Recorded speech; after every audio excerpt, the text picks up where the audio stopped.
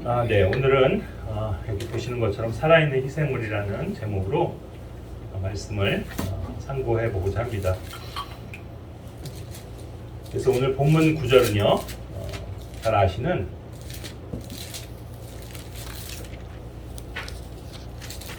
로마서 12장 1절입니다.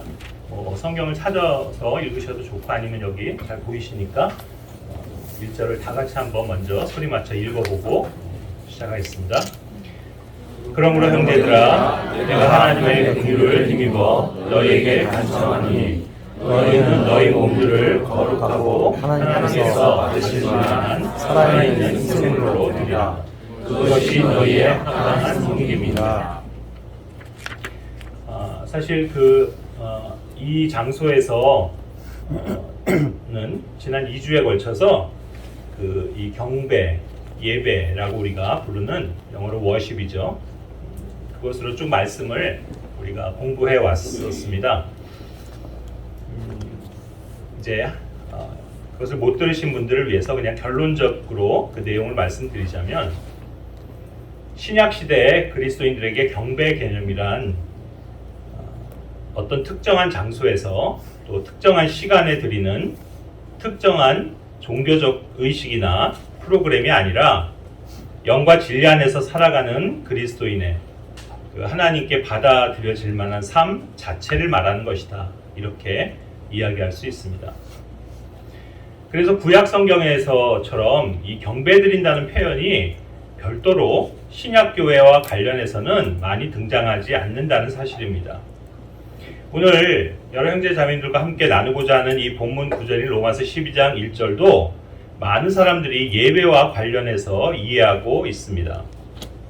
그 이유는 예전에 우리가 봤던 개역 성경이 이 구절을 다음과 같이 기록하고 있기 때문입니다. 그러므로 형제들아, 내가 하나님의 모든 자비하심으로 너희를 권하노니 너희 몸을 하나님이 기뻐하시는 거룩한 산 제물로 드리라. 이는 너희가 드릴 영적 예배니라. 아마 많은 분들이 기억하고 계실 겁니다. 여기는 하나님이 기뻐하시는 거룩한 산 제물이라든가 또 너희가 드릴 영적 예배니라, 이렇게 표현하고 있습니다. 이것은 한글 번역 성경뿐만이 아니고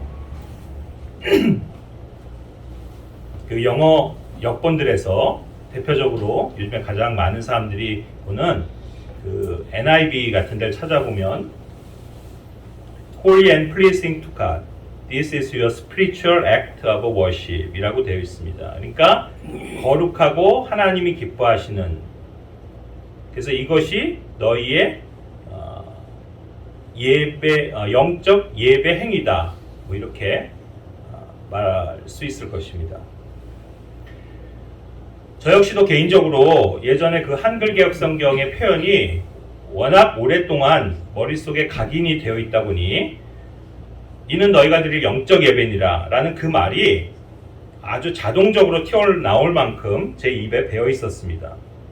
그래서 이렇게 이 구절을 읽으면 흔히 사람들은 뭔가 굉장히 종교적이고 또 의식적인 행위로서의 예배를 연상하게 될 거라고 생각합니다. 즉 오늘날 교회들이 흔히 갖는 예배 프로그램에 국한되는 느낌마저 듭니다.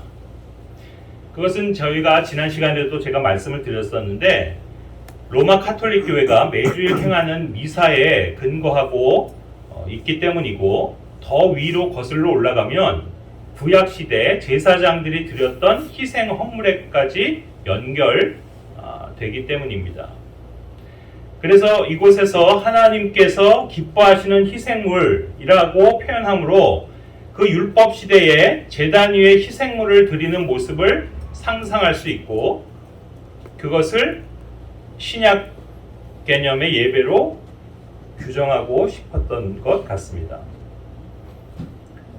그러면서 실제로 그리스도인의 몸을 제단 위에 바칠 수는 없으니 영적인 개념으로 전환하고 싶은 나머지 스피리추얼, 영적인이라는 말로 수식해서 영적 예배라고 바꾼 게 아닌가 하는 것이 저의 개인적 추측입니다. 그러나 지금 우리가 믿고 사용하는 킹 제임스 바이블로 구절을 확인해 보면 하나님께서 받으실 만한 희생물, 다시 말하자면 살아있는 희생물, 그리고 거룩한, 그리고 하나님께 받아들여질 만한, 이렇게 표현이 되어 있죠. A living sacrifice, holy, acceptable unto God. 그리고 결론 구절도 이것은 너희의 합당한 섬김이니라. 이 표현은 영어로는 your reasonable service라고 되어 있는 것이 원래 기록입니다. 그러니까 예배가 아닌 섬김이고 영적이 아닌 여기 합당 또는 타당한이라고 번역해 놓은 뜻인 그 reasonable 이라는 단어입니다. 다 잘 아시는 것처럼 서비스라고 하면 몸으로 봉사하는 것을 뜻하는 말입니다. 우리도 일상생활에서 많이 이 단어를 특별히 번역하지 않고 그냥 서비스 이렇게 사용하기도 합니다. 이 구절 앞에서 몸들을 드리라고 한 말과 연결지어 보면 몸으로 섬기는 것이 될 것입니다.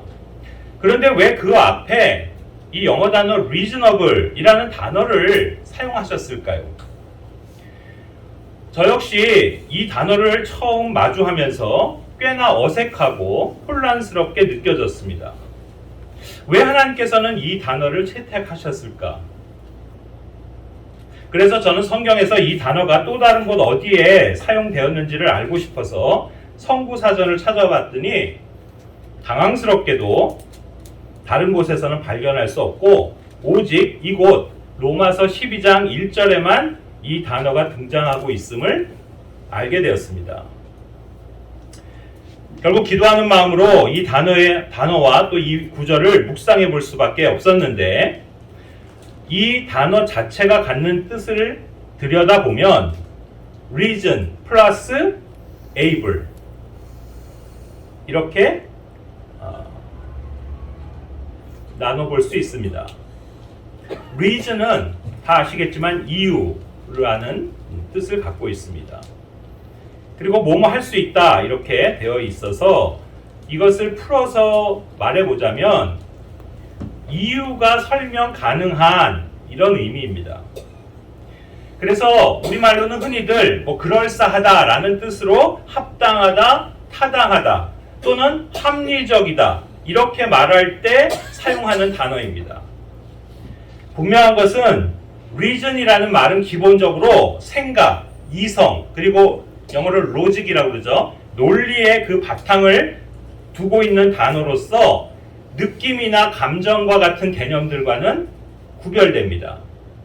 그러니까 뭔가가 reasonable 하다라고 말하면 그건 이성적으로 생각해 봤을 때 쉽게 납득이 가거나 설득력이 있다는 뜻입니다. 결과적으로 이 단어가 이 구절에서 사용될 수밖에 없는 이유는 제 생각엔 그 앞에 표현 설명되고 있는 바로 오늘 제목 A living sacrifice, 살아있는 희생물이라는 표현 때문일 거라고 생각합니다. 사실 살아있는 희생물이라는 말은 얼핏 보면 모순된 표현입니다. 왜냐하면 sacrifice, 희생물이라는 말 자체에는 이미 그 희생물은 죽은 것이라는 의미가 들어가 있기 때문입니다. 구약시대 제사장들이 하나님께 드렸던 희생물들은 기억하시겠지만 소나 양이나 염소 그리고 비둘기 같은 동물들이며 그것들을 잡아 피를 뿌리고 각을 뜨고 태움으로써 제단에서 드려질 때 이미 그 짐승들은 죽은 상태입니다. 그러니까 죽지 않은, 다른 말로 살아있는 상태로는 희생물이 될 수가 없는 겁니다. 그러므로 만약 그런 짐승들을 대체해서 그리스도인들의 몸들을 희생물로 드리라고 한다면 그것은 문자적으로 취할 수 없는 명령이 될 것입니다. 즉 이 구절에서 살아있는 이라는 저 단어를 제거하고 읽어본다면 너희는 너희 몸들을 거룩하고 하나님께서 받으실 만한 희생물로 드리라 이렇게 되겠죠. 그렇다면 우리는 모두 몸을 죽여서 하나님께 희생물로 바쳐져야 할 것입니다. 이는 상상할 수도 없을 만큼 끔찍한 일입니다.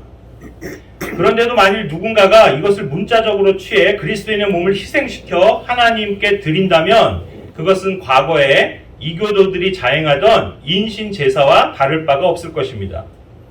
그렇기 때문에 오히려 이 살아있는 리빙이라는 말이 들어가야 우리가 이성적으로 받아들일 수 있는 내용이 되는 겁니다. 아멘. 다시 말해 살아있는 희생물이라는 말의 의미를 정확히 알면 이 명령은 논리적으로 모순되지 않는 그야말로 합당하고 타당한 섬김이 된다는 걸 깨닫게 됩니다. 그렇다면 살아있는 희생물에 대해서 한번 생각해 봅시다. 비록 과거에 하나님께서 희생물을 요구하셨던 구약시대에도 살아있는 사람을 죽여서 제물로 바치도록 요구하신 적은 없으십니다. 이렇게 말하면 혹 여러분 가운데서 이상한데요? 과거에 창세기 22장에 아브라함에게 아들 이삭을 번제 헌물로 드리라고 한 적이 있지 않았습니까? 할지 모르겠습니다. 그러나 그 창세기 22장의 사건은 하나님이 아브라함을 시험하기 위한 것이었으며 결과적으로 실제 바쳐진 번제 헌물은 숫 양이 되었던 것을 다 기억하는 것입니다. 그리고 사실 그 사건은 하나님 아버지께서 하나밖에 없는 아들 예수 그리스도를 우리를 위한 희생물로 주시는 걸 예표하기 위한 것이었습니다. 또 그런가 하면 우리가 흔히 사사기 또는 재판관기라고 하는 그 성경책 안에 등장하는 입다의 예를 들지도 모르겠습니다. 지금까지 우리는 입다가 자기 외동딸을 번제 헌물로 드렸다고 알고 있습니다. 하지만 이것도 철저히 성경을 왜곡한 결과이며 그 역시 잘못된 성경 번역에 기인하고 있는 것입니다. 사사기 11장 31절에 그 입다가 서원한 내용이 나옵니다. 그것을 역시 예전의 그 한글 개혁 성경과 우리가 믿는 킹제임스 성경을 비교해 보겠습니다. 한글 개혁 성경은 31절에 내가 암몬 자손에게서 평안히 돌아올 때 누구든지 내 집 문에서 나와서 나를 영접하는 그는 여호와께 돌릴 것이니 내가 그를 번제로 드리겠나이다. 이렇게 되어 있습니다. 그런데 원래 킹제임스 성경은 내가 평안히 돌아올 때 무엇이든 영어로 whatsoever 내 집 문에서 나와 나를 맞이하는 그가 아니라 그것은 확실히 주의 것이 되리니 내가 역시 그것을 번제물로 드리겠나이다. 그러니까 원래 입다가 서원할 때 자기 마음속에서 의도했던 번제물은 숫 양과 같은 짐승이었지 사람이 아니었습니다. 거기 분명히 그것 또는 whatsoever 무엇이든지 라고 기록되어 있는데 그것을 그 한글 개혁 성경으로 읽으면 마치 영어로 whosoever 누구든지 그리고 he 라는 인칭 대명사로 바꿔놔서 모든 사람 이것이 바로 사람을 연상케 하도록 그렇게 만들었습니다. 그런데 사실 입다가 서원한 내용의 골자는 자신이 집으로 돌아올 때 가장 먼저 문 밖으로 나와 자기를 맞이하는 것은 사람이든 짐승이든 그것이 주님의 것이 되게 하겠다는 거였습니다. 그리고 그것을 태우는 헌물, 영어로 burnt offering이라고 그러는데 그것으로 드릴 것인데 공교롭게 입다의 딸이 나왔고 입다는 자기의 서원대로 그 딸을 온전히 하나님의 소유가 되도록 하였고 또 번제 헌물도 드렸을 것입니다. 물론 당연히 어떤 짐승을 잡아 태웠을 것입니다. 그런데 왜 입다와 그의 딸은 슬퍼했던 겁니까? 이 역시 잘못된 번역으로 인해 입다의 딸이 제물로 드려져 죽게 되었기 때문으로 오해한 겁니다. 한글 성경은 사사기 11장 37절부터 39절에 등장하는 영어로는 virginity라고 하는 단어인데 우리말로 처녀성 또는 동정이라고 하는 단어입니다. 그것을 느닷없이 죽음이라는 단어를 추가해서 마치 서원을 이행하는 과정에서 죽임을 당한 것처럼 오해하도록 만들었습니다. 사실 입다의 딸이 애곡한 이유는 자신이 처녀로 남게 되는 것, 다시 말해 결혼하지 못함으로 자신의 처녀성을 유지하게 되는 것을 의미합니다.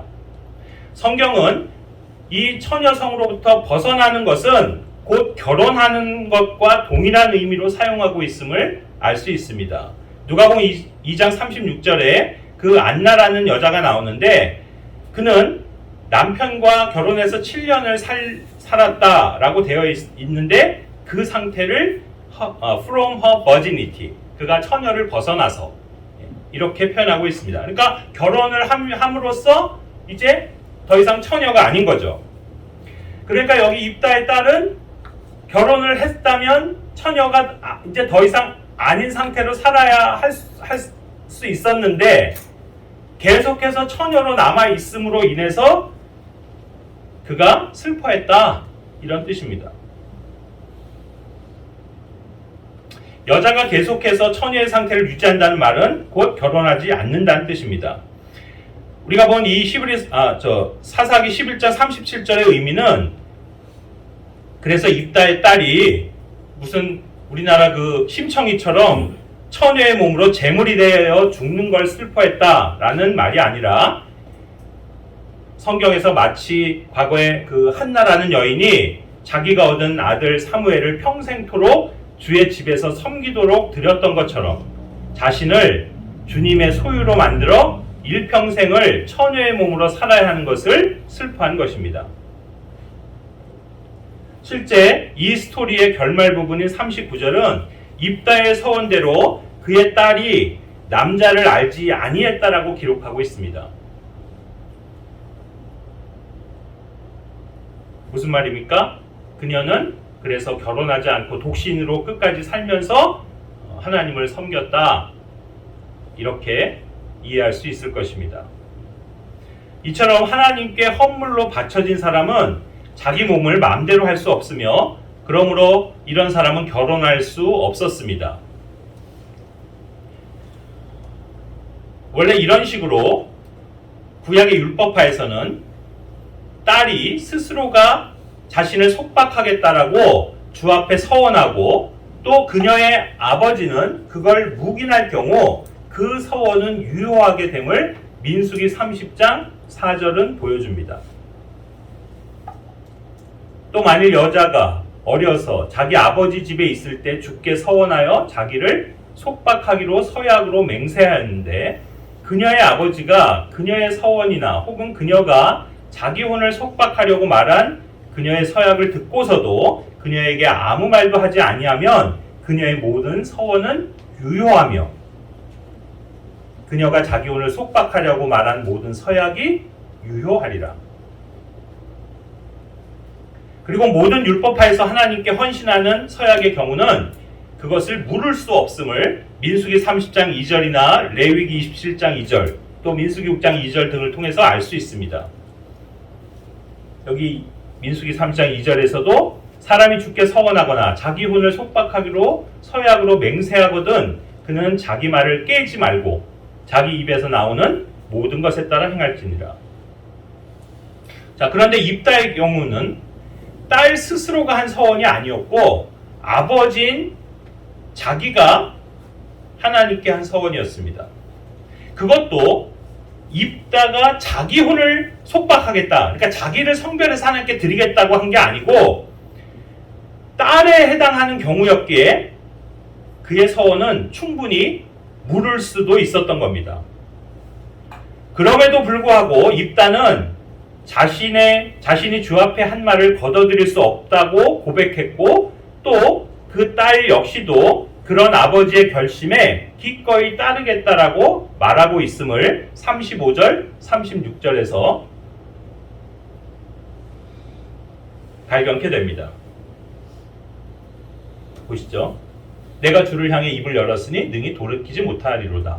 이렇게 입다가 말을 하니까 그녀가, 즉 그 딸도 이르기를 내 아버지여, 아버지께서 주를 향해 입을 여셨을진데 아버지 입에서 낸 말씀대로 내게 행하소서.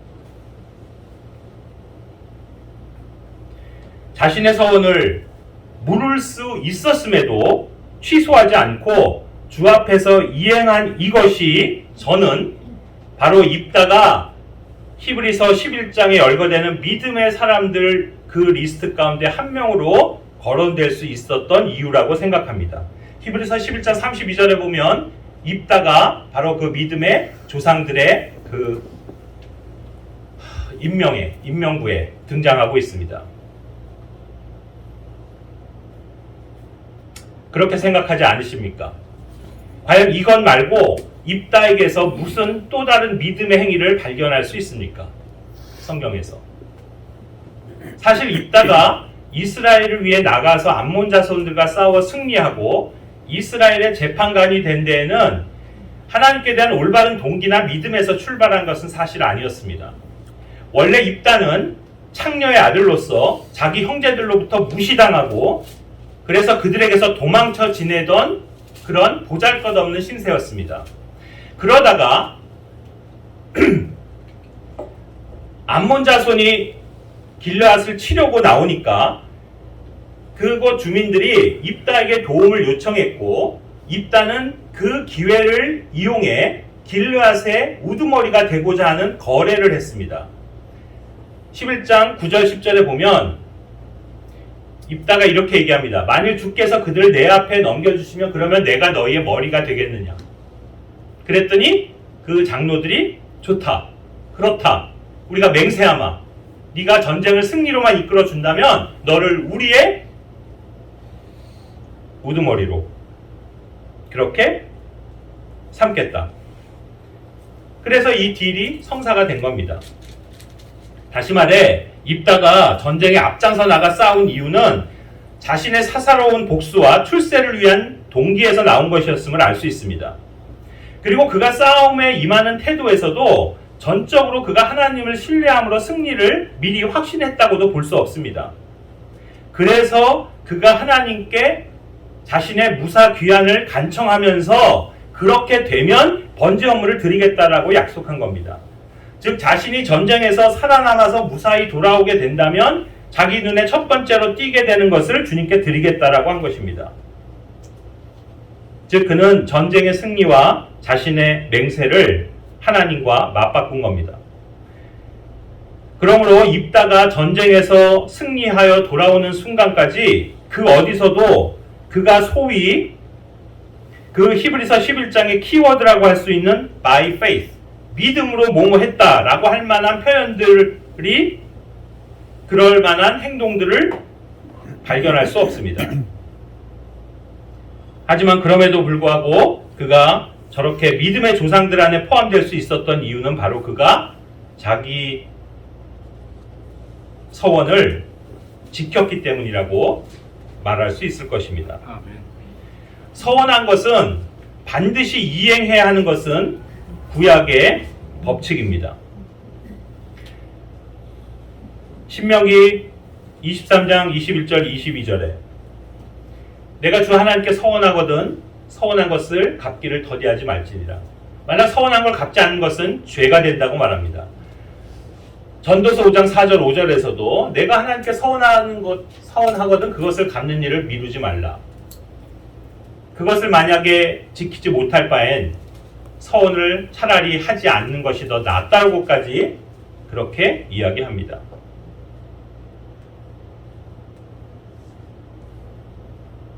보시는 것처럼 입다는 하나님께 드린 자신의 서원을 지키고자 했습니다.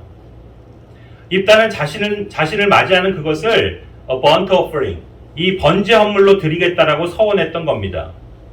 우리는 율법에서 헌물의 종류와 그것들을 드리는 방법 등에 대해서 상세히 읽을 수 있습니다. 레위기 1장은 번제 헌물이 소인 경우, 또 양인 경우, 염소인 경우, 그리고 날짐승인 경우까지 각각 어떻게 드려야 할지가 나와 있습니다. 그러나 사람을 태워서 드리는 것은 찾아볼 수 없습니다. 왜이겠습니까? 하나님께서는 번제 헌물로 사람을 받으시지 않기 때문입니다. 오히려 하나님께서는 사람을 태워 희생물로 바치는 행위를 금하셨고 그것을 가증하게 여기셨습니다. 앞에 띄워놓은 레위기 18장 21절, 또 신명기 12장 31절, 에레미야 7장 31절 등을 보시면 그것을 알 수 있습니다. 결코 하나님은 인간을, 사람을 제물로 삼는 것을 기뻐하시지 않으셨습니다. 그런데 반면에 오히려 그 이방 우상신들을 섬기는 민족들은 그런 번제로 인신제물을 바치는 일을 자행했습니다. 우리는 그 예들을 지금 역시 앞에 띄워놓은 이 성경 구절들 안에서 찾아볼 수 있습니다. 그런데 기억하셔야 될 사실은 이렇게 살아있는 사람을 죽여서 희생제물로 삼는 건 마귀 숭배자들이 행하는 가증한 일이라는 겁니다. 그리고 그것을 진정 가라고 요구하는 존재는 오히려 사탄 마귀입니다. 이제 앞으로 지상의 환란 시대가 열리고 그 중간 기점에 적그리스도가 자신의 정체를 드러내면서 예루살렘에 앉아 자신을 하나님이라 자처하며 경배받을 때 실제 제단에서, 성전 제단에서 사람을 죽여 제물로 삼는 그러한 희생제가 자행될 것이라고 믿습니다. 여기 요한계시록 6장 9절에 보면 그 제단 아래에서 죽임을 당한 꾼들을 보게 됩니다. 이들이 죽임을 당하는 방식은 목베임입니다. 요한계시록 20장 4절은 바로 그 순교한 자들, 죽은 자들의 를 표현하면서 그들이 하나님의 말씀으로 인하여 목베인 자들이다 이렇게 표현하고 있음을 봅니다. 구약에서 실제로 그 동물들이 드려질 때 그 모든 제물은 목이 잘립니다.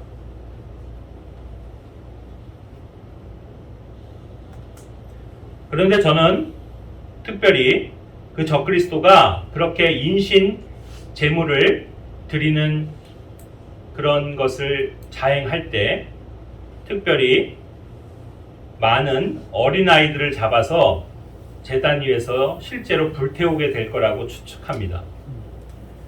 저의 그런 예상은, 그것의 근거는 바로 마태복음 2장에 나오는 예수님 초림 때 헤롯이 2살 이하의 어린이들을 살해한 그 사건에 있습니다. 사실상 예수님의 초림 때와 재림의 때는 이렇게 그 이중 예언이라고 볼 수 있고요.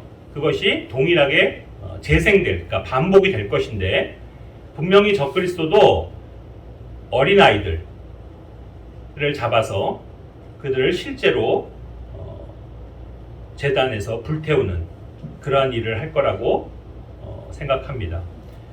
바로 그 헤롯 때 그래서 그 마태복음에서는 거기 18절에 그 구약의 말씀을 인용하고 있습니다. 그거는 에레미야 31장 15절인데 바로 아이들을 잃고 슬피 우는 그 어머니들의 곡소리, 그들의 그 슬픈 심정을 말하고 있습니다. 사실 이 에레미야의 대언은 환란 시대 반복될 장면입니다. 아무튼 이처럼 하나님의 거룩하신 성품에 미뤄볼 때 입다의 딸이 불태워져 제물이 된 것이 아닌 것은 확실합니다. 그렇다면 입다는 자신의 서원을 어떤 방식으로 이행했을까요? 우리는 민수기 8장 11절을 통해 하나님께서 살아있는 사람을 헌물로 받으시는 방식을 찾아볼 수 있습니다. 그리고 아론이 레위 사람들을 이스라엘 자손의 헌물로 주 앞에 드릴지니 이것은 그들이 주를 위해 섬기는 일을 집행하게 하려 함이라. 이 말씀에서 레위 사람들을 주님 앞에 헌물로 드렸다라는 사실을 보여줍니다. 즉 헌물로 바쳐진 레위인들은 주님의 것이 되어서 주님을 위해 섬기는 일을 하게 된 것입니다. 그래서 아마 이와 마찬가지로 입다의 딸도 하나님께 헌물로 바쳐진 몸이 되어 결혼하지 않은 채 처녀의 몸으로 일평생을 회중의 성막에서 수종들며 전적으로 하나님을 섬겼을 것입니다. 그러므로 사람은 죽어서 헌물로 드려지는 게 아니라 살아서 헌물로 드려지는 것입니다. 다시 신약의 오늘 그 본문으로 돌아가서 그리스도인들이 각자의 몸을 가지고 주님을 섬기며 사는 것이 곧 살아있는 희생물이라는 말의 뜻이 되며, 그래서 그런 섬김이 합당하고 타당하며 합리적인 게 되는 겁니다. 물론 경우에 따라선 오늘날도 어떤 그리스도인들은 순교하는 것으로, 즉 죽음으로 주님을 섬기게 될 수도 있습니다. 그러나 지금 이 시대에 하나님께서 대다수 그리스도인들에게 요구하시는 것은 죽음으로 헌신하는 것이 아니라 살아서 헌신하는 것입니다. 그리스도를 위해 죽는 일도 쉬운 일은 아니지만 사실은 그리스도를 위해 사는 것이 더 어려운 일입니다. 왠지 아세요? 그리스도를 위한 순교는 한순간의 믿음으로도 가능한 일이지만 그리스도를 위해 살아가는 데에는 지속적인 믿음이 요구되기 때문입니다. 그래서 living sacrifice, 살아있는 희생물이라는 말이 계시하는 더 깊은 진리로 우리가 들어가 보자면, 앞에서도 언급했듯이 그리스도인의 몸은 살아있지만 실은 죽은 몸이라는 그 사실입니다. 무슨 말이냐면 신약 시대에 하나님께서 요구하시는 희생물은 죽어서 드리는 게 아니고 산채로 드리는 것인데, 그러나 실제로는 죽어있는 상태가 되어야 한다는 뜻으로 바로 우리가 그렇게도 많이 인용하는 갈라디아서 2장 20절이 의미하는 그것입니다. 다 함께 한번 읽어보겠습니다. 갈라디아서 2장 20절 시작. 내가 그리스도와 함께 십자가에 못 박혀 있으나 그럼에도 불구하고 살아라. 그러나 내가 아니요 그리스도께서 내 안에 사시느니라. 나는 지금 내가 육체 안에서 사는 삶을 나를 사랑하사 나를 위해 자신을 주신 하나님의 아들의 믿음으로 살아라. 아멘. 보십시오. 만약 내가 십자가에 못 박혀 있다면 그건 죽어가는 겁니다. 그런데도 살고 있다고 말합니다. 그런데 내가 사는 게 아니고 예수 그리스도께서 내 안에서 사는 거라고 또 하십니다. 그리고 아직 내 몸이 죽지 않고 살아가는 건 예수님의 믿음으로 사는 거라고 말합니다. 한마디로 요약을 해보자면 성경이 말하는 요지는 우리 각자는 죽었는데 살았다는 거고 또 살았는데 죽었다는 말입니다. 이게 얼마나 헷갈리는 말입니까? 이것이 적절한 예일지는 모르겠지만 여러분 좀비 아세요? 예, 영화 같은 데 많이 나오는 좀비. 물어보겠습니다. 좀비는 죽은 사람입니까? 산 사람입니까? 죽었어요? 근데 살아서 막 돌아다니는데? 살았어요? 죽은 시체인데요? 어쩌면 우리 그리스도인들은 좀비 같은 존재들일지도 모릅니다. 죽어 있는데 살아있고 살아있는데 죽은 겁니다. 그 영화에서 보면 좀비를 향해서 막 총을 쏘잖아요. 근데 좀비가 죽지 않습니다. 왜 안 죽는지 알아요? 이미 죽었으니까.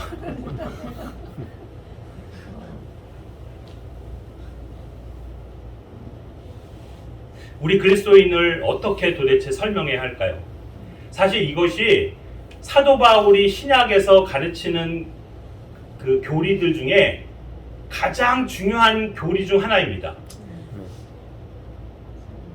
로마서와 갈라디아서 또 고린도서들을 통해서 바울이 가르치는 이 교리야말로 신약의 그리스도인들이 정말로 깨달아야 되는 가장 핵심적인 교리 중에 하나일 거라 그렇게 생각하는 겁니다. 한번 형제자매들 저를 따라서 말해보시기 바랍니다.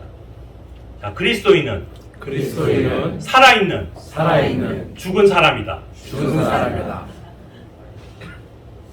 이해 가세요? 그럼에도 이것이 쉽게 이해가고 수긍이 가고 납득이 되는 참 합리적인 거다 이렇게 말할 수 있다면 그 단어가 바로 reasonable입니다. 제가 이 단어를 아까 성경에서 발견할 수 없다고 말씀드렸었죠. 그런데 이 단어와 같은 뿌리에서 나온 단어로 신약 성경이 아주 중요하게 강조해서 사용하는 단어가 하나 있습니다. 여러분 혹시 아십니까? 좀 어려운 단어긴 한데 그건 바로 레콘이라는 단어입니다. 이 단어의 기본적인 뜻은 생각하는 겁니다. 그런데 그 생각의 종류가 많잖아요. 특별히 무엇무엇으로 여기다, 간주하다 라는 말입니다. 또는 계산하는 걸 바탕으로 해서 뭔가를 추정하고 예상하는 것을 말합니다. 우리의 일상생활 속에서도 이런 상황들은 꽤 자주 있습니다. 제가 몇 가지 예를 들어 보겠습니다. 자, 제가 누군가에게 돈을 빌려주고 아직 못 받았는데도 그냥 받은 걸로 할게. 받았다 칠게. 이렇게 말한다면 무슨 뜻입니까? 실제 받았습니까? 못 받았습니까? 못 받았습니다. 그 돈이 내 수중에 없습니다. 그런데도 받은 걸로 간주하는 겁니다. 아마 그렇게 되면 어떤 일이 벌어질까요? 이제 내게서 돈을 빌려간 그 사람은 더 이상 돈을 갚지 않아도 되는 겁니다.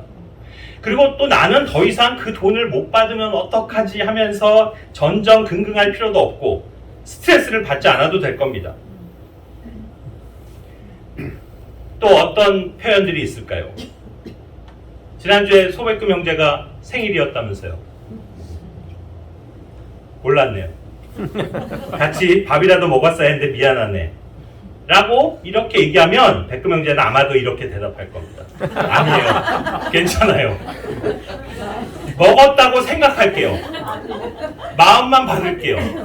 자, 여기 먹었다고 생각할게요. 실제로 먹었습니까? 안 먹었습니까? 안 먹었습니다. 그러나 먹은 걸로 생각하겠답니다. 속으로는 정말 괜찮은지 정말 내가 말로 한 것만으로도 고마워하는 건지는 모르겠지만 아무튼 그렇게 생각해 준다? 뭐 그런 뜻입니다. 또 이런 예도 있을 겁니다. 자, 더 이상 질문이 없으시다면 모두가 찬성하시는 것으로 간주하고 그럼 그렇게 결정하도록 하겠습니다. 우리가 회의석상에서 자주 들을 수 있는 말입니다. 이 말도 그 회의에 참석하고 있는 사람들 가운데 분명 다른 의견을 갖고 있고 안건에 반대하는 그런 마음을 가진 사람도 충분히 있을 수도 있지만 이렇게 말함으로써 모두가 찬성하는 걸로 생각하고 회의를 끝내는 겁니다. 또 이런 표현도 있습니다. 아, 이것은 금전적 가치가 꽤 클 거라고 생각합니다. 여기서 이 생각은 어떤 생각입니까? 추정입니다. 그렇게 예상하는 거예요. 바로 이런 의미들이 바로 이 단어 레콘이라는 그 단어가 갖는 뜻입니다. 그런데 특별히 신약 성경 안에서도 이 단어는 사도 바울이 로마서에서만 5구절 안에서 사용하고 있는데 그 모든 구절들의 공통점은 실제 상태로는 그게 아닌데 그렇게 여기는 것. 즉 몸으로 간주한다. 그런 뜻입니다. 자, 바울이 언급한 구절들을 한번 봅시다. 로마서 4장 4절입니다. 이제 일하는 자는 품삯을 은혜로 여기지 아니하고 빚으로 여기거니와. 일꾼이 일하고 나서 돈을 받을 때 그것은 자기 노동의 정당한 대가라고 생각하지 은혜, 즉 선물이라고 생각지 않습니다. 그렇죠? 로마서 4장 역시 같은 장 9절 10절에 또 한 번씩 이 표현이 나옵니다. 이는 그분께서 아브라함에게 믿음을 의로 간주하셨다고 우리가 말하기 때문이라. 10절엔 그러면 그것을 어떻게 의로 간주하셨느냐. 여기 간주했다라는 그 표현이 영어로 레콘입니다. 아브라함의 믿음은 의로 간주되었습니다. 다시 말하자면 아브라함은 실제로는 의롭지 않았는데 그가 하나님 말씀을 믿었을 때 그것을 의로 여기셨다. 그 뜻입니다. 아멘. 또 로마서 8장 18절에서도 이 단어가 사용이 되는데 이 제가 직역을 해놨습니다. 여러분 보시는 성경의 번역하고 조금 다를 수 있어요. 이게 훨씬 와닿을 겁니다. 이 직역을 한 게. 이 현 시대의 고난들은 우리 안에 나타날 영광과 비교할 만한 가치가 없다고 나는 생각한다. 우리 일상생활에서 많이 쓰는 표현 아닙니까? 야, 그건 비교할 가치도 없어. 그런 거 많지 않아요? 사도 바울이 지금 그렇게 말하고 있는 부분입니다. 우리가 지금 그리스도인에게 있는 고난은 현재 처한 문제고 영광은 장차 드러날 것이지만 그 둘은 비교할 가치조차 없는 거라 여기며 그렇게 생각한다는 말입니다. 바울은 그렇게 레콘 여기며 생각했습니다. 자, 다섯 번째로 또 한 구절, 다섯 번째 구절 로마서에서 발견하는 이 레콘은 바로 로마서 6장 11절입니다. 이와 같이 너희도 너희 자신을 죄에 대하여는 참으로 죽은 자요 하나님께 대하여는 예수 그리스도 우리 주를 통해 산 자로 어떻게 하라고요? 여길지어다. 아멘. 이제 그리스도인은 죄에 대하여는 죽은 자로 여겨야 하고 하나님을 향해서는 산 사람으로 여겨야 한다는 뜻입니다. 죽은 사람이라면 반응하지 못할 것이고 살아있다면 반응할 수 있다는 말이니 죄에 대해서는 스스로를 죽은 사람으로 여긴다면 죄를 짓지 않게 될 것이고 하나님께는 살아있는 사람으로 반응한다면 하나님께 순종할 수 있다는 의미입니다. 오늘 본문 9절의 그 주제인 표현 살아있는 희생물과도 잘 연결되는 구절인데 바로 살아있는 희생물의 의미가 가장 논리적이고 합리적으로 설명될 수 있는 구절입니다. 또한 아까도 봤던 오늘날 그 많은 설교자들이 그렇게 많이 설교하는 그 구절 갈라디아서 2장 20절 그런데 그렇게도 추상적이고 영적으로 복잡하게 설명하는 그 구절을 가장 단순하게 적용하는 방법입니다.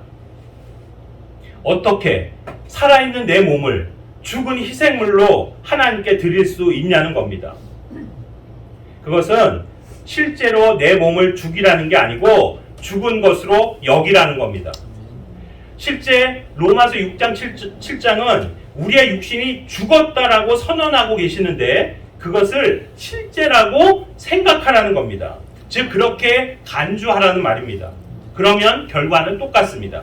실제 죽은 거나 죽은 것으로 간주하는 것이나 거기서 우리가 기대할 수 있는 효과는 같습니다. 우리 잠깐 한번 진짜 실제로 몸이 실제로 죽었다라고 한번 가정을 해봅시다. 자, 여기 형제자매들이 앉아 계신데 죽은 거예요. 살아있는 사람들이 아닙니다. 그러니까 몸이 아니고 혼이 앉아 있는 거예요. 이렇게 한번 가정을 해봅시다. 한번 그리고 눈을 감고 제가 지금부터 하는 질문들에 대해서 속으로 실제로 답변을 꼭 해보시기 바랍니다. 그 떠올리시는 것을. 자, 제가 질문들을 한번 던져보겠습니다. 현재 형제자매들에게 직면한 가장 큰 문제가 무엇입니까? 뭐 다 다르겠죠? 모르겠습니다. 했던 생각을 한번 떠올려 보세요. 답변을 하시기 바랍니다. 속으로. 두 번째, 지금 여러분이 연루되어 있는 복잡한 문제가 있다면 무엇입니까? 지금 당장 여러분이 해결해야 할 문제는 무엇입니까? 요즘 여러분의 가장 큰 관심사가 무엇입니까? 자, 여러분이 지금 제일 힘든 게 뭐예요? 여러분께서 오늘 이 자리에 나오시기 직전까지 계속해서 생각하고 있던 거는 뭡니까? 여러분이 요즘 가장 갖고 싶거나 욕심이 나는 게 무엇입니까? 여러분에게 최근 가장 유혹이 되는 것은 무엇입니까?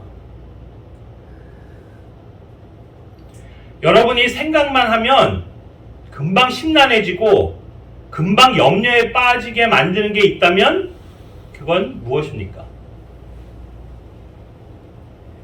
반대로 여러분이 최근에 성취해서 마음 뿌듯해하거나 그래서 자랑하고 싶은 게 있다면 무엇입니까? 또는 지금도 성취하기 위해서 애쓰고 노력하고 있는 게 있다면 그것은 무엇입니까? 여러분이 요즘 주변 다른 사람들 보면서 가장 부럽고 질투나는 게 무엇입니까? 여러분이 올해 2023년에 목표로 하는 것이나 계획하고 있는 일 또는 중요한 행사가 무엇입니까? 마지막 질문입니다. 오늘 이 모임을 마치고 여러분의 집으로 돌아가자마자 하려고 하는 일이 무엇입니까? 눈을 뜨셔도 좋습니다. 자, 제가 지금 드린 이 질문들을 받으시면서 여러분 마음속에 떠오르는 대답들이 있었을 겁니다. 그렇죠? 네. 졸았어요? 아니죠? 분명히 생각하셨죠? 예. 자, 그런데 제가 전제로 했죠. 만약 여러분이 근데 금방 죽었어요.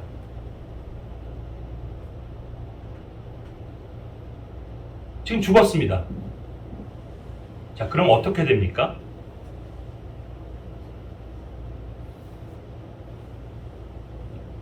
제가 드린 그 질문들을 내가 죽은 상태에서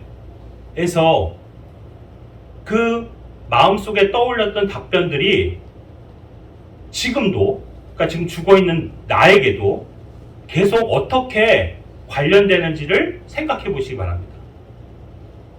어떻습니까? 만약에요, 제가 실제로 죽는다면요, 이 세상에서 그동안 나와 관련됐던 모든 게 아무것도 아닙니다. 한마디로 말해 모든 게 끝입니다. 지금 형제자님들께서 답변으로 무엇을 떠올리셨던 간에 그 모든 내용을 위해서 더 이상 형제자님들이 할 수 있는 일이 무엇입니까? 없어요. 또 여러분은 그것들로부터 무슨 영향을 받습니까? 아무것도 없습니다. 죽는 순간 모든 것과 단절됩니다. 그런데 바로 그것처럼 사도 바울은 우리 그리스도인들이 살아있는 몸을 가지고 그리스도를 섬길 수 있는 첫 번째 비결은 우리의 육신이 죽었다고 생각하는 것에서부터 시작한다, 그렇게 강조하는 겁니다. 특별히 죄에 대해서, 그리고 이 세상에 대해서 우리는 죽은 사람들임을 생각하는 겁니다. 그렇게 여기라는 겁니다. 간주하라는 겁니다. 그러면 죄나 세상이 우리와 아무런 상관이 없게 되고 우리에게 그 어떤 영향도 주지 못하며 우리를 지배할 수 없다는 사실입니다.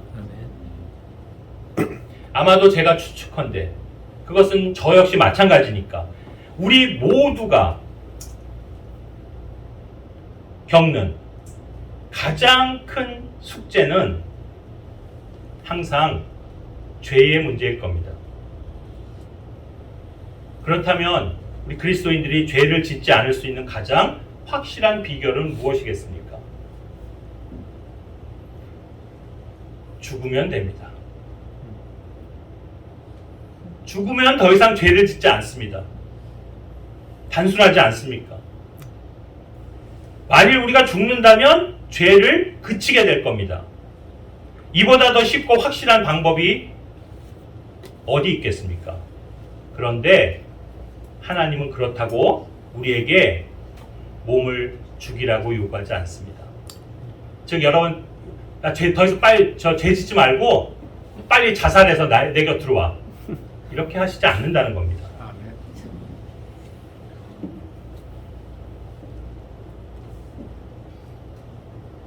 그런데 그러면서도 즉 하나님께서는 우리에게 몸을 죽이라고 요구하지 않으시면서도 우리 몸이 십자가에 못 박혔고 이미 죽었다고 말씀하십니다.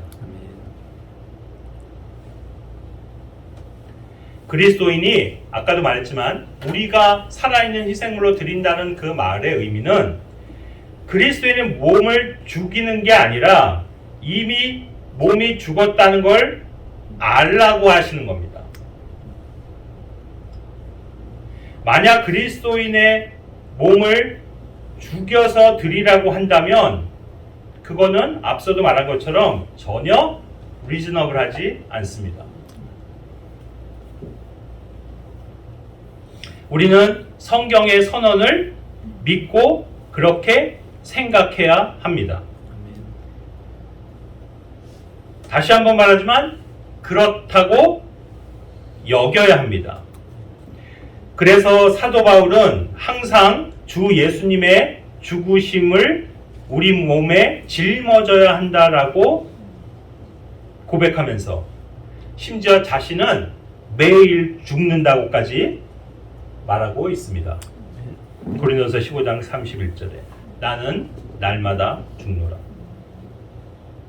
그리고 내가 십자가에 못 박혀 있을 뿐 아니라 이 세상이 나에게 십자가에 못 박혀 있다라고도 말합니다. 갈라디아서 6장 14절에 이미 우리는 죄와 세상에 대해서 죽어 있는 자들입니다. 그렇기 때문에 아무런 상관관계가 없습니다. 그것을 알고 그렇게 여기면 여러분은 죄로부터 자유로울 것입니다. 또 이 세상으로부터도 여러분은 승리할 것입니다. 그런데 우리가 이 사실을 늘 망각하기 때문에, 즉 이걸 생각하지 않기 때문에 실제로 우리의 몸을 하나님이 받으실 만한 거룩한 산 희생물로 드리지 못하는 겁니다. 사실 오늘 본문 구절 로마서 12장 1절은 너무나 유명한 구절이잖아요. 저는 개인적으로 이 구절을 생각하면 기억나는 경험이 있습니다.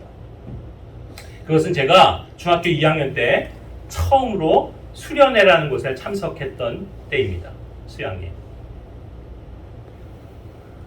물론 이제 국민학교죠. 그때는 초등학교 시절에도 우리가 얘기하는 주일학교를 다녔지만 제가 개인적으로 이제 정말 어떻게 보면 스스로 원해서 하나님의 말씀을 배우고 살겠다. 이제 이렇게 해서 사실은 이제 당시에 선교회였는데요. 선교회 생활 이제 그 모임회를 참석을 하게 됐고 그것이 제가 중학교 2학년 시작되면서부터였거든요. 처음이었는데 그 해에 처음 맞이한 수양회였습니다. 겨울 수양회였거든요. 어디서 있었냐면 바로 지금은 소사라고 안 부르죠. 부천. 옛날 부천 소사에 있는 서울신학대학. 뭐 장소도 잊어버리지 않습니다. 거기서 2박 3일 동안 그 신정 때 12월 31일, 1일, 2일 이렇게 아마 제 기억으로는 수양회를 가졌던 걸로 기억이 합니다. 제가 처음으로 참석한 수양회였어요. 그때 그 수양회 주제가 뭐였냐면 바로 그리스도께 헌신하라 라는 그러한 내용으로서 이 로마서 12장 1절이 주제였습니다. 그래서 그때 이 로마서 12장 1절로 말씀을 듣고 그때 엄청난 감흥이라고 그럴까요? 도전을 받아서 그 설교가 끝나고 그 설교자가 오늘 그리스도께 헌신할, 하나님께 헌신할 사람은 그 자리에서 일어나라 이렇게 얘기를 했을 때 어땠겠습니까? 마음이 너무나 뜨거워진 나머지 벌떡 일어나서 손을 들고 주께 헌신하겠다고 그렇게 고백했습니다. 이 구절이 흔히들 많이 정말로 헌신이라는 그 단어를 쓰는 구절입니다. 헌신이 뭐예요? 몸을 바치는 겁니다. 몸을 드리는 거예요. 헌심이 아닙니다. 마음을 드리는 게 아니고요. 헌신, 몸을 드리는 거죠. 오늘 구절도 너희의 몸들을 바치라고 그랬죠. 그죠? 거기서도 정확히 얘기하면 제가 그것도 정확히 일부러 번역을 해놓은 겁니다.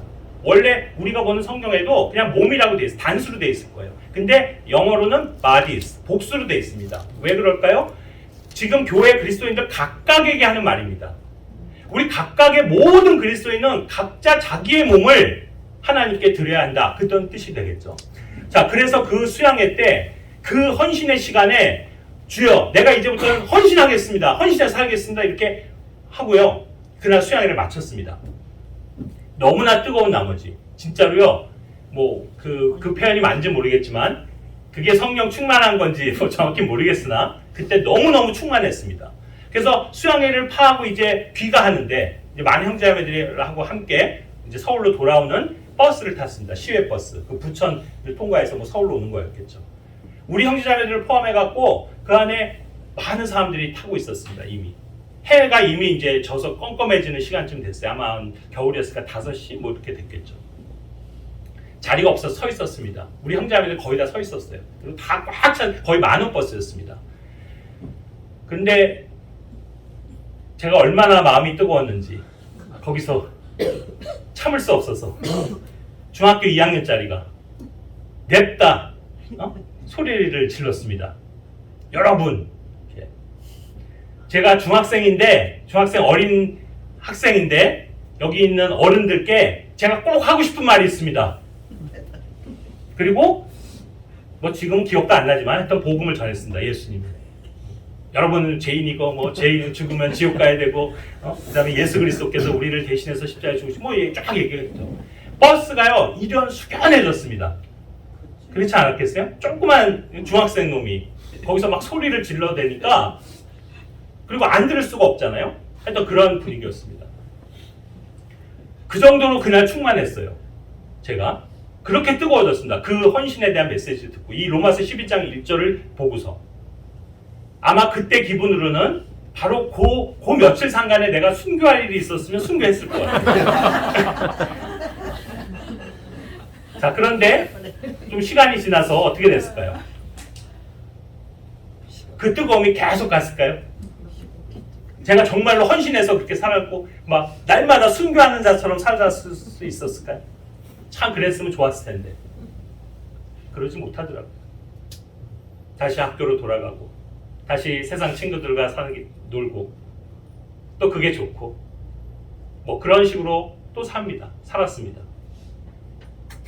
그렇게 자라고 청년의 때를 보내고 계속 살면서 사실은 그때 내가 하나님 앞에 내 몸을 하나님께 바치겠습니다. 드리겠습니다. 그렇게 헌신한 그 한 번의 헌신은 온데간데 없고 계속 유지되지 않고 오히려 저는 제 몸을 가지고 계속 죄를 지었습니다.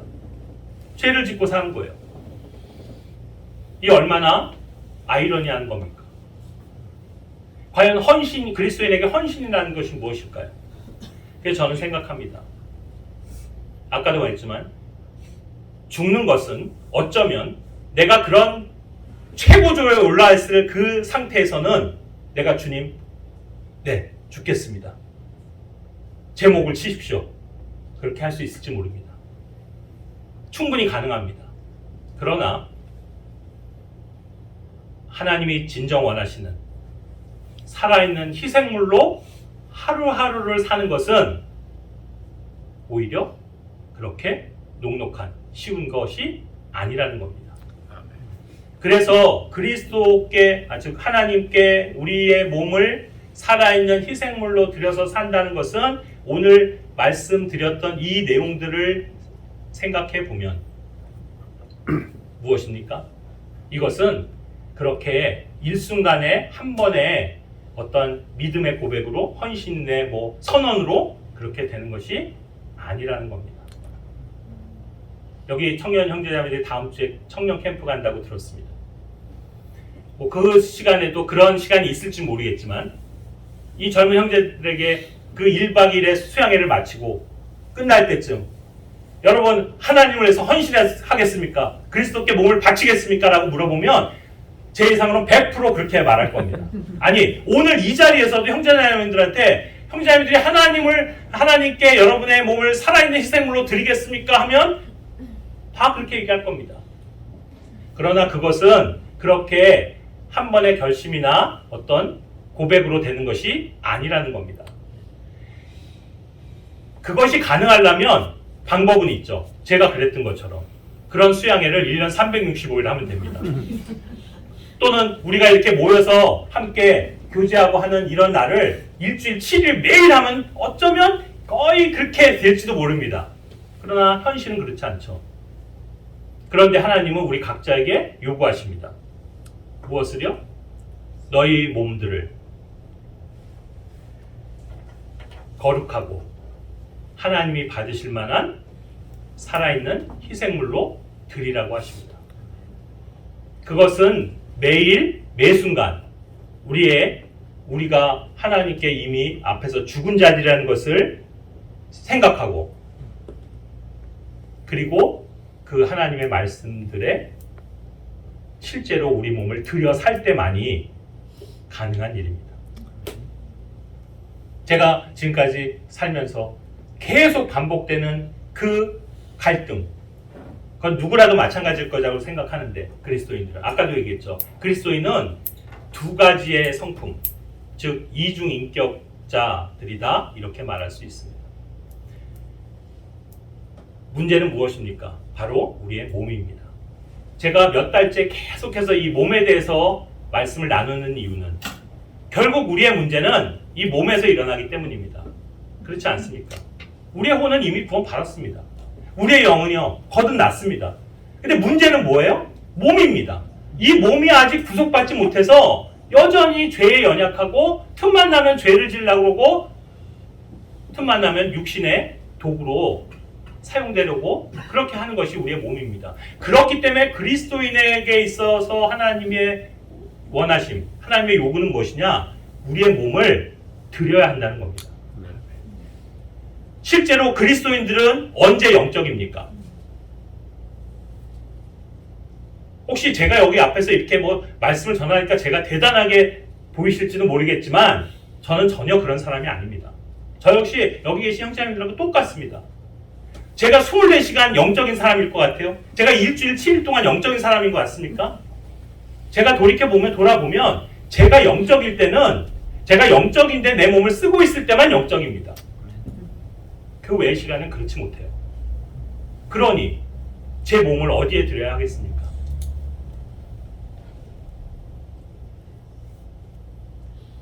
우리의 몸은 하나잖아요. 그래서 한 번에 한 가지밖에 못합니다. 이 몸을 그래서 영적인 것에 드릴 때는 내가 영적인 사람, 영적인 삶을 살 수 있지만, 그렇지 않으면 만약 다른 곳에 내 몸을 쓰고 있다면 그것은 거기에 쓰고 있는 겁니다. 그렇지 않나요? 여러분의 몸이 노래방에 가 있으면 지금 그 몸은 노래방에 들여져 있는 겁니다. 여러분의 몸에, 여러분의 눈이 이 뭐죠? 여러분 좋아하는 이거 보고 있으면, 유튜브 짤방 그거 보고 있으면 순간 그 시간엔 여러분의 몸이 어디에 드리는 거예요? 거기에 드리고 있는 겁니다. 너무 단순한 거 아닌가요?